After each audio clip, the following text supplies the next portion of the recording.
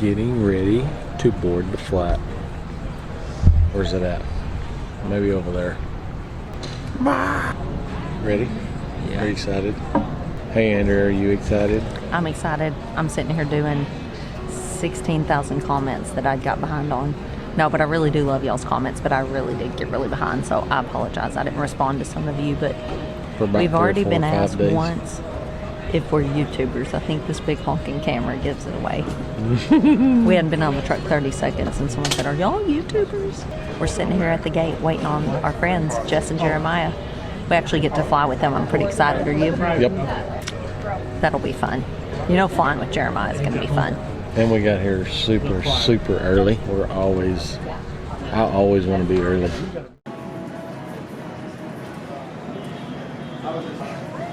The lady checking us in said, I've seen those little flyer things.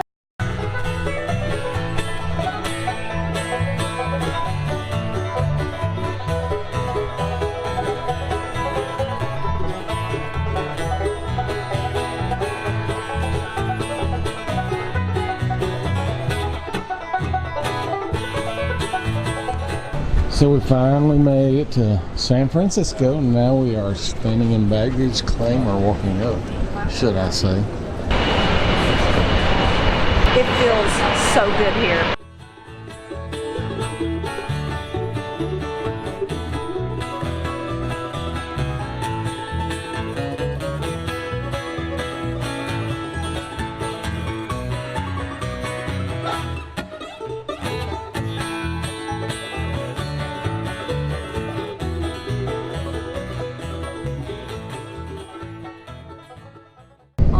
Y'all, it's day one of the Heirloom Expo.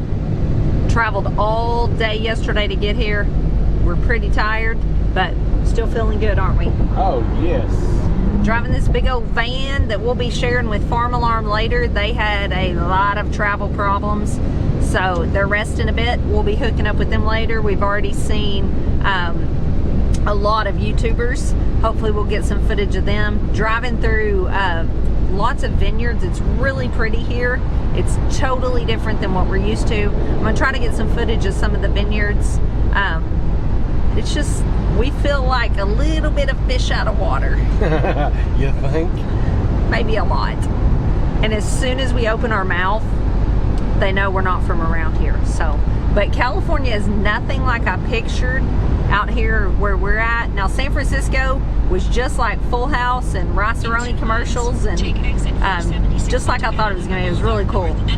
So we will try to get some footage of the expo. Going to try to talk to as many people as we can, and so here we go.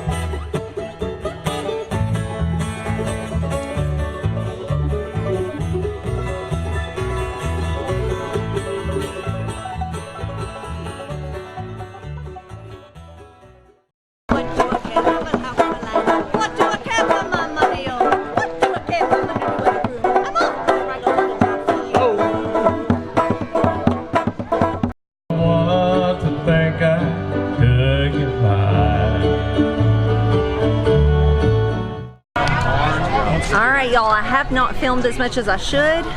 We're hanging out with all the YouTubers. I'm gonna turn around and show you.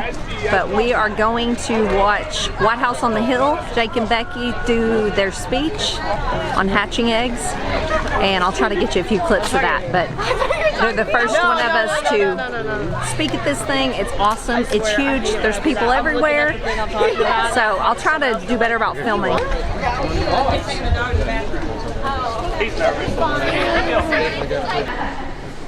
We are Jake and Becky on the YouTube channel White House on the Hill. We're happy that you guys are here. Thank you for coming. Let's hear some applause. Yeah! I love that energy. Yeah! Okay, I got a lot of nerves going on right now, so that gets the adrenaline pumping. I like that. Farm alarm, remember that at 9 a.m. Get that going. Okay, I'm going to turn it over to Becky for the rest of the talk. Great to hear from you guys. So, hatching eggs, that's kind of what we're known for, right? We hatch stuff, so who likes hearing about that? Who likes talking about that? All about sure. Hatchaholic, that's me.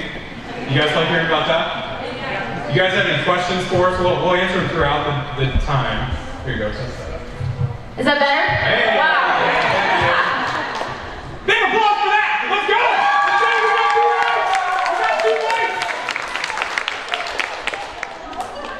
We're gonna keep this energy high.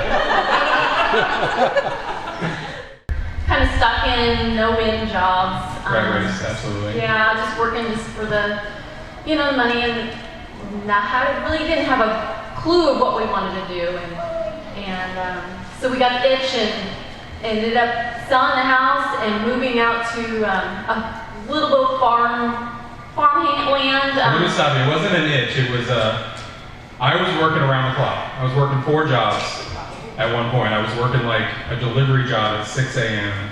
to 8 a.m. and then I was going to work at a bank from 8 to 4 or 5. And then I was going to, I had like 3 other part-time jobs in the evening that would rotate. Like I was installing alarm systems like from like 5 to 8 p.m. and then I'd go ref soccer from like 9 to midnight a lot of times. There was a weekend that I worked like 40 hours on like a Friday night to Sunday and slept for like 2 hours for that weekend. It was getting really bad. And I wasn't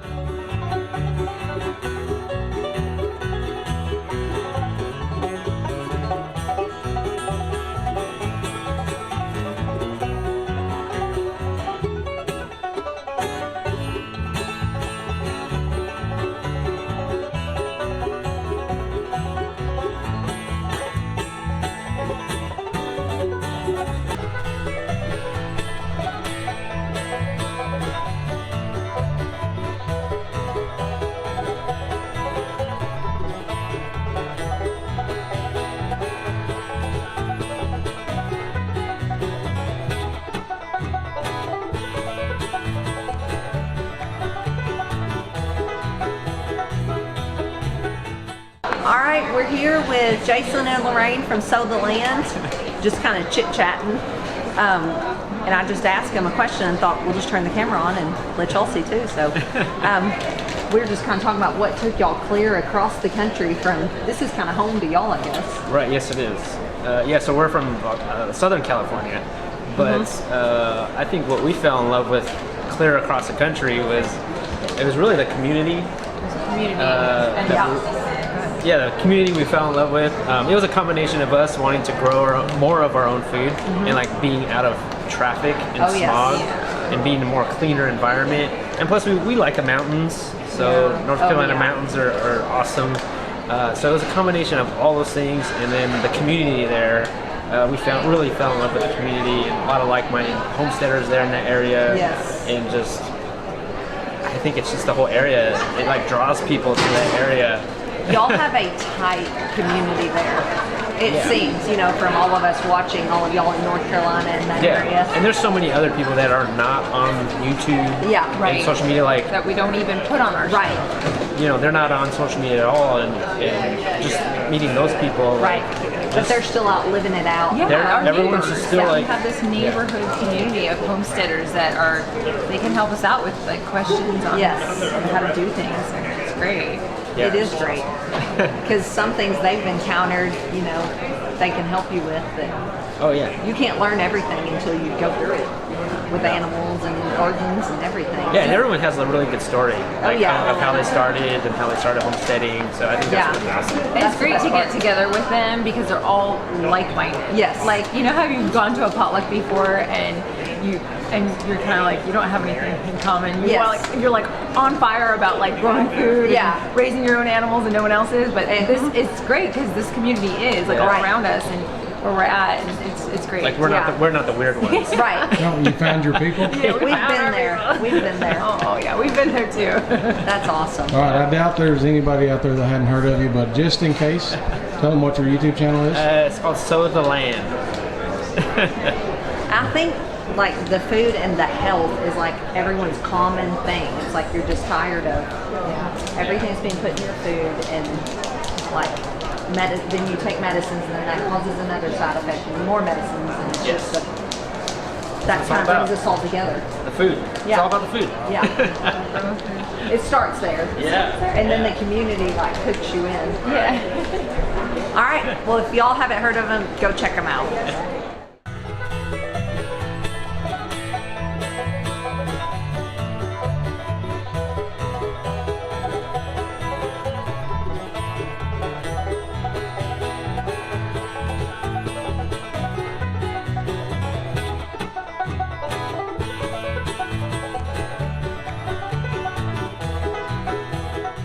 All right, y'all, Ben and the kids have found somewhere to sit down. I stopped right here just to show y'all in the background is someone selling seeds. There is multiple vendors here selling heirloom seeds. That just struck Ben and I because this is Baker Creek's event, but that is how committed Baker Creek is to the heirloom seed movement, that they have multiple seed vendors here at their event that they're hosting. I thought that was pretty cool. They are the most generous company that we have ever done business with. So anyway, we're gonna keep looking around and try to take y'all with us. All right, guys, so I found a cool booth that piqued my interest. I thought I would introduce y'all, kind of show you around. So what's your name? Where are you from? My name is Marie, Okay. and I'm from Potter Valley, Okay. just east of Ukiah.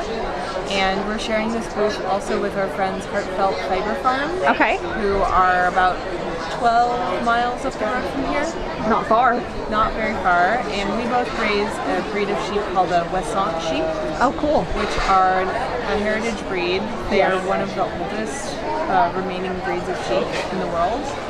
And Leslie, my friend in all of this, is the person who really spearheaded getting them out here to the West Coast. And so that's really good for just stewarding them being on this planet. Right. Have them in different areas of the world. And this is mostly Leslie's handcraft. She's a really accomplished fiber artist. And these are her yarns and her knitting and felting that are all made from the wool that she raises from the Wessant sheep. Is this your first time here at Baker Creek's Expo? It's not, but it's our first time here together as a combined booth. Awesome. Yep. It's our first time here. We flew from Arkansas, so Oh, great. we're a long ways from home, but Yeah. this is amazing. Yeah. It's. I think it's a really great event. It is. And I'm always excited when it goes on. Yes. So Okay. our booth is a combo booth. Okay. We're both Heartfelt Fiber Farm, Okay. which on these cards you can see it. You would look up www.heartfeltfiberfarm.com. Okay. I don't know if you can zoom in enough to see that. Yeah.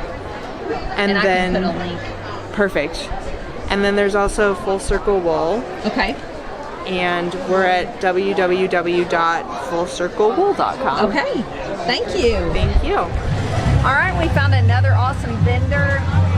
Y'all know I'm into teas and things like that. So, what's your company name and what all you got here? Yeah, my company name is Tea and Trumpets, and it has kind of a funny story. I don't play the trumpet, I don't sell trumpets, but when I was about 5 years old, my mom introduced me to tea, and she told me about how in England they have tea and crumpets. And at that age, I didn't know what a crumpet was, but I knew what a trumpet was. So whenever I wanted tea, I'd say, "Mom, let's have tea and trumpets," and so that name stuck. And what I do here is I purvey and blend teas, and purvey is like a fancy word for sell. I find the best, I find the best teas, and I sell them, and I create some unique tea blends. Oh, cool. And yeah, it's all certified organic tea that I have here. There's around 40 different types, and they're all USDA certified organic. And the organic aspect was important to me because I believe tea should be in its purest form without chemicals and pesticides. Yes. Especially if you're drinking tea frequently, you know, it's nice to have that peace of mind.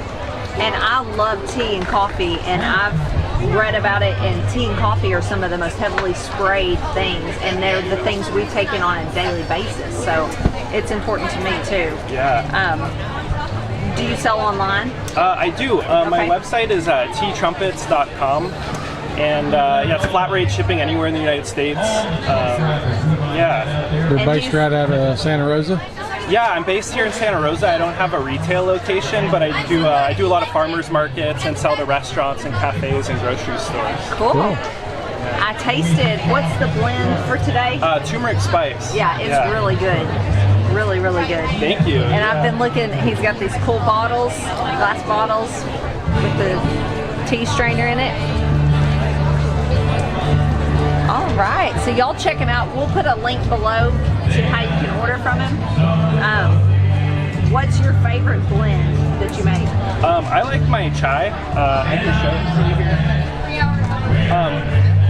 Yeah, it has black tea, cinnamon, cardamom, ginger, and it's funny, I didn't even used to like chai, but I spent so much time developing this and trying different ones that I kind of acquired a taste for it. Yeah. So, and it has a nice strong flavor, almost like coffee, I guess, in a way. A good chai does kind of taste like coffee in a way, but it's chai time too. It is, yeah, the fall, winter, absolutely. All right, well thanks for visiting with us. Yeah, thank you, I appreciate the interview. Yeah. This is a really cool experience to talk to experts in a more intimate setting, a lot of questions and answer sessions. I got a whole table of experts right to my left. You can tell an expert by how vehemently they deny it. My biggest request is please be respectful of speakers, please be respectful of each other. As you can tell, this room is really echoey. So even a small whisper conversation at the back can travel all the way up here. And there's going to be a lot of, because of the nature of this presentation, there's going to be a lot of kids in here. Parents, please do your best to keep them quiet. Like I said, we can really hear a lot, and we're going to want to hear what they have to say. So I'm going to let them introduce themselves and take it away. All right, so my name is Jess.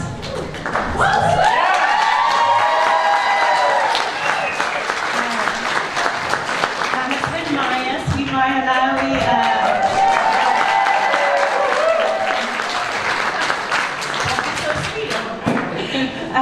we have a small farm in central Arkansas. We currently have about 7 acres that we're working on, where we grow a pretty significant amount of our own food, and also have a lot of animals that don't feed us, but I like to look at them. We're raising 6 children. We have a blended family. Our oldest is 14, our youngest is 4, 5 boys, 1 girl. And they are absolutely beautiful. They're our why, and that's what we're here to talk to you about today. We started our YouTube channel a couple years ago and really just sort of decided we were going to treat it like a job, like something that we were stewarding the beginning of last year. And it's been incredibly fruitful. It's grown into a beautiful thing that's opened a lot of doors for us to be able to share things like this. And we're just really passionate about what we do, and behind that is really our family. Okay, y'all have to applaud for us too.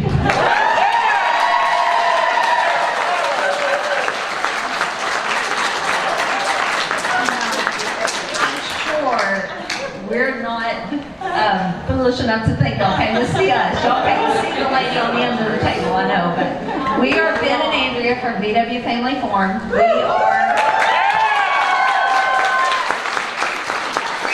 actually neighbors. We live in Arkansas, so neighbors could be like an hour away. So we're neighbors with Jess and Maya. We live on a farm. We've been married 20 years this year, and we started out just toying with chickens and gardening and all throughout our marriage, because everyone around us does that. We're in the country in the South, and everyone gardens whether they can or not.